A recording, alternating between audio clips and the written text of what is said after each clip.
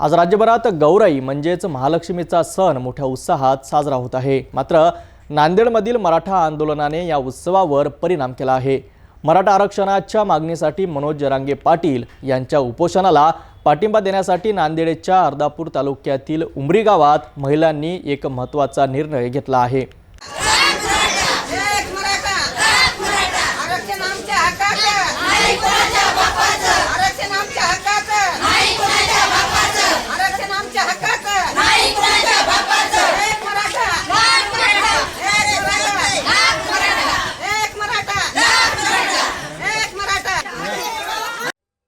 नांदेडमधील अर्धापूर तालुक्यातून एक वेगळं चित्र समोर येत आहे।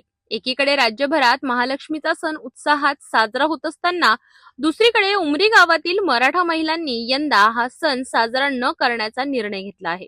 मनोज जरांगे पाटील यांच्या नेतृत्वाखाली मराठा आरक्षणाच्या आंदोलनाला पाठिंबा देण्यासाठी हा निर्णय घेण्यात आला आहे। गावातील अनेक मराठा बांधव आरक्षणाच्या मागणीसाठी मुंबईत आंदोलनासाठी गेले आहेत। आमचा वाघ गेल्या 4 दिवसांपासून उपाशी आहे आणि आमच्या लेकरा बाळांची तिथे गैरसोय होत आहे, त्यामुळे आम्ही सण कसा साजरा करणार, असा तीव्र भावना त्यांनी व्यक्त केल्या। मराठा समाजाला आरक्षण मिळेपर्यंत शांत बसणार नाही असा निर्धार या महिलांनी केला आहे। या गावातील महिला देखील आरक्षणाच्या मागणीसाठी आता आक्रमक झाल्या आहेत।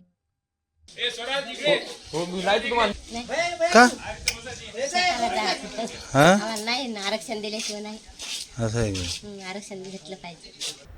या परिस्थितीमुळे सणासुदीच्या वातावरणातही मराठा आंदोलकांची तीव्रता दिसून येत आहे।